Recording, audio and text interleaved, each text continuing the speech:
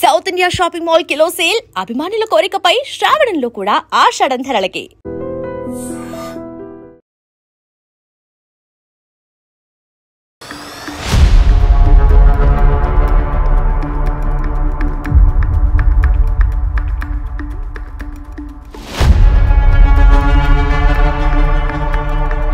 భార్య చేతిలో మరో భర్త బలి. ఇలాంటి వార్తలు ఒకప్పుడు విన్నప్పుడు చాలా ఆశ్చర్యంగా, విడ్డూరంగా, వింతగా అనిపించేది. కాస్త మనసులో, గుండెల్లో భయం కూడా ఉండేది. కానీ తరచుగా ఈ వార్తలు చాలా కామన్గా వినిపిస్తున్నాయి. చాలా బాధ అనిపిస్తోంది కదా. అసలు ఏంటి? భర్త అంటే ఒక బాధ్యత, కానీ ప్రియుడు మోజుల్లో పడి అలాంటి భర్తల్నే ప్లాన్ చేసి మరి ప్రియుడితో కలిసి స్కెచ్ వేసి అడ్డు తొలగించుకోవటానికి కూడా కొంతమంది దుర్మార్గపు ఆలోచన చేస్తున్న భార్యల్ని తరచుగా ఈ మధ్య చూస్తూ ఉన్నాం. ఉత్తరప్రదేశ్లోని ఫిరోజాబాద్లో ఓ దారుణమైన ఘటన. ఆమె పేరు శశి, ప్రియుడి పేరు యాదవేంద్ర, భర్త పేరు సునీల్. ఎస్, ఈ శశి అనే ఆమె తన భర్తను అడ్డు తొలగించుకోవాలి అనుకుంది. ప్రియుడితో కలిసి ఉండాలని నిర్ణయించుకుంది.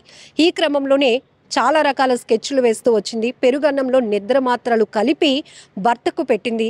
అయితే మోతాదు ఎక్కువ కావటంతో అతను ఆరోగ్యం క్షీణించడంతో వెంటనే హాస్పిటల్కు తీసుకువెళ్లారు. కొన్ని రోజుల పాటు ట్రీట్మెంట్ తీసుకున్న తర్వాత కుదుట పడినటువంటి అతను ఇంటికి తిరిగి వచ్చాడు. ఆ తర్వాత ఆ సునీల్ పేరెంట్స్ కూడా చాలా భయం పడ్డారు. ఎందుకంటే అయ్యో నా కొడుకు ఏమైంది, ఇప్పుడే కోలుకొని ఇంటికి వచ్చారు అనుకునే టైంలోనే మరొక స్కెచ్. ఏకంగా ఈసారి ప్రియుడు హెల్ప్ తీసుకుంది శశి. భర్తను ఎలాగైనా అడ్డు తొలగించుకోవాలని రెండో ప్లాన్కి పథకం వేసింది. అందుకే ఈసారి నిద్ర మాత్రలతో పని జరగలేదని చెప్పి పాయిజన్తో తన భర్తని అడ్డు తొలగించుకోవాలని, తన భర్త ప్రాణాలు తీయాలని నిర్ణయించుకుంది. దీనికోసం ప్రియుడు పాయిజన్ను ఆన్లైన్లో ఆర్డర్ పెట్టి రప్పించాడు. అయితే ఈ పాయిజన్ను కిచిడీలో పెట్టినటువంటి శశి, అంటే భార్య శశి, తన భర్తకు కిచిడీలో విషం కల్పించింది. దీంతో సునీల్ ప్రాణాలు కోల్పోయాడు. ఇలాంటి వార్తలు చదవడమే కాదు, వినాలి అన్నా కూడా సొసైటీ ఎటుపోతోందో అని అనేక రకాల ప్రశ్నలు తలెత్తుతున్నాయి. కానీ వరుసగా ఇవే దారుణమైన ఘటనలు. ఇప్పటి వరకు మనం రౌడీ షీటర్లో నేర ప్రవృత్తి కలిగినటువంటి వాళ్ళు ఎక్కువగా హత్యలకు తెగబడుతున్నటువంటి విషయాలు మనం గతంలో చూస్తూ వచ్చాం. ఎందుకంటే వారికి ఏదో నేర ప్రవృత్తి ఉంటుంది. వారు ఎదిగిన కావచ్చు, పెరిగిన వాతావరణం, కుటుంబ నేపథ్యాలు ఇవన్నీ కూడా నేర ప్రవృత్తికి చాలా కనెక్టివిటీగా ఉండేవి అని మనం గత వార్తల్లో చూసాం, ఇలాంటి క్రైమ్ న్యూస్ చూసినప్పుడు. బట్ ఇప్పుడు ఒక మహిళ అంటే చాలా బాధ్యత కలిగినటువంటి ఒక రోల్.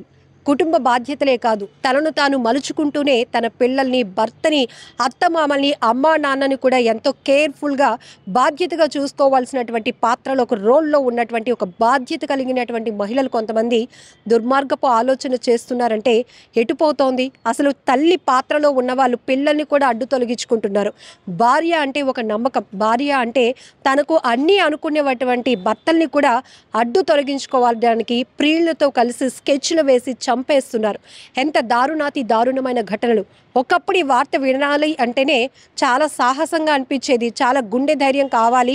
అంత దుర్మార్గురాలు ఎవరు, అంత హృదయం కఠినంగా మార్చుకున్న ఆ రాక్షసి ఎవరు అని అప్పట్లో అనుకునేవాళ్ళం. బట్ ఇప్పుడు ట్రెండ్ మారిందా ఏంటో? ఏం చూసి నేర్చుకుంటున్నారు? వెబ్ సిరీసా, సినిమాలా, సీరియల్ కిల్లింగా? ఏం చూసి ఇలాంటి ఐడియాలు వస్తున్నాయో తెలియదు. కానీ ప్రియుడు మోజులో పడి భర్తలకి దూరం అవుతూ ఉండటం, భర్తల్ని అడ్డు తొలగించుకోవాలి, ప్లాన్ చేసేసి వాళ్ళని చంపేయాలి, ఆ తర్వాత కుటుంబానికి దూరంగా వెళ్ళిపోయి ఇష్టమైన వాళ్ళతో జీవించాలి అనేటటువంటి దుర్మార్గపు ఆలోచనలో నుంచే ఇలాంటి హత్యా నేరాలు మరింతగా పెరుగుతున్నాయి అనటంలో ఎలాంటి డౌట్ లేదు. ఇక్కడ ఈ భార్య శశి కూడా తన భర్త సునీల్ని అడ్డు తొలగించుకొని ప్రియుడు యాదవేంద్రతో కలిసి ఉండాలి అనుకుంది. కానీ సునీల్ తల్లిదండ్రులకు ఒక డౌట్ వచ్చింది. తన కొడుకు చనిపోయిన తర్వాత కోడలి ప్రవర్తనలో చాలా మార్పులు గమనించినటువంటి వాళ్ళు తన కొడుకుని కోడలే చంపించిందా అనే ఒక ఆలోచనతో, ఒక అనుమానంతో పోలీసులకు వారు కంప్లైంట్ ఇవ్వడం జరిగింది. అప్పుడు భర్త సునీల్, ఎవరైతే సునీల్ ఉన్నారో ఆయన హత్యకి, చనిపోవటానికి కారణాలు విశ్లేషించే క్రమంలోనే పోలీసులకు ఇంట్లో పాయిజన్ ప్యాకెట్ అనేది కనిపించింది. దీంతో అప్పుడు క్లారిటీ వచ్చింది. సో భార్య భర్తను ఇలా హత్య చేయించింది, అందుకు కావాల్సినటువంటి ప్లాన్ కానీ, స్కెచ్ కానీ, పాయిజన్ని ఆన్లైన్లో ఆర్డర్ పెట్టి తెప్పించింది ప్రియుడు యాదవేంద్రే అని తెలుసుకున్నటువంటి పోలీసులు ఇద్దరిని కూడా అదుపులోనికి తీసుకున్నారు. ఇక్కడ ఎంత దారుణాతి దారుణం, ఇన్ని వార్తలు చూస్తున్నారు కదా. ప్రతి వార్త ఒక ఘటనను మీ అందరికీ తెలియచెప్పడమే కాదు, అందులో ఇలాంటి హత్యలు, ఆత్మహత్యలకు పాల్పడుతున్న వారి కుటుంబ పరిస్థితులు ఎలా ఉన్నాయి, హత్యలకు తెగబడుతూ నేర ప్రవృత్తి కలిగిన వారి కుటుంబాలు ఎలా విచ్ఛిన్నం అయిపోతున్నాయి, వారికి ఎలాంటి జైలు శిక్షలు అనుభవించాల్సి వస్తోంది, పోలీసుల కస్టడీలో వారు ఎదుర్కొంటున్నటువంటి పరిస్థితులు ఏంటి, ఇవి కూడా మీకు తెలియజెప్పే ప్రయత్నం చేస్తున్నప్పుడు మీకు తెలీదా, ఒక వ్యక్తిని అడ్డు తొలగించుకున్న తర్వాత పోలీసులకు చిక్కకుండా మీరు బయట తిరగగలుగుతారు అని ఎలా అనుకుంటున్నారు? ఎంత అనాలోచితమైన ఆలోచన ఇది. క్షణికావేశంలో ఒక వ్యక్తిని చంపేయాలి, అడ్డు తొలగించుకోవాలి అనుకుంటున్నారు, కానీ ఆ తర్వాత మీరు ఏమవుతారు, జైలు పాలవుతారు అనే విషయాన్ని గమనించుకోలేకపోతున్నారా? సొసైటీలో ఒక చెడ్డ ముద్ర వేసుకోగలుగుతారు అని ఆలోచించుకోలేకపోతున్నారా? ఎందుకు ఈ క్షణికావేశం? ఎందుకు వేరే వ్యక్తుల మోజులో పడి ఉన్న కుటుంబ వ్యవస్థని పూర్తిగా చెడగొట్టే ప్రయత్నాలు ఎందుకు చేస్తున్నారు?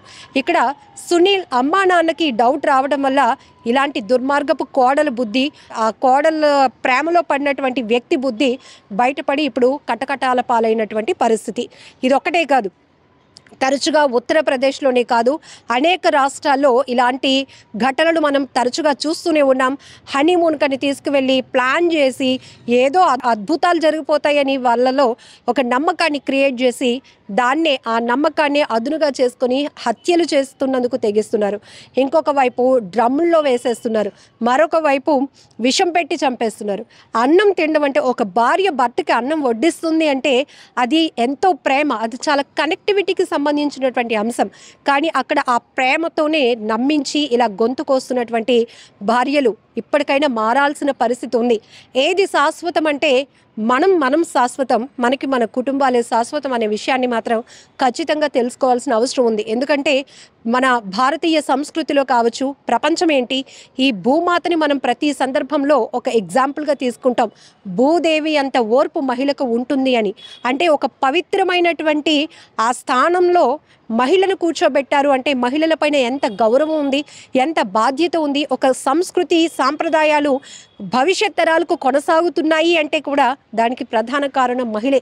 అలాంటి మహిళలు ఇప్పుడు రాక్షసులుగా మారిపోతూ సమాజానికి ఎలాంటి మెసేజ్ ఇవ్వాలి అనుకుంటున్నారు, మిమ్మల్ని మీరు ఎలా చూపించుకోవాలి ఈ సొసైటీలో అనుకుంటున్నారు, మీ పిల్లల పరిస్థితి ఏంటి, చంపేస్తున్నారు మీ భర్తల్ని, వాళ్ళ అమ్మా నాన్నల పరిస్థితి ఏంటి, మీ అమ్మా నాన్న మీ గురించి ఇలాంటి కూతుర్ని కన్నానా, ఇలాంటి కొడుకుల్ని కన్నామా అని మీ తల్లిదండ్రులు ఎంత రోధిస్తూ ఉంటారు, వారు ఎంత నరకయాతన అనుభవిస్తుంటారు ఒకసారి ఆలోచించండి.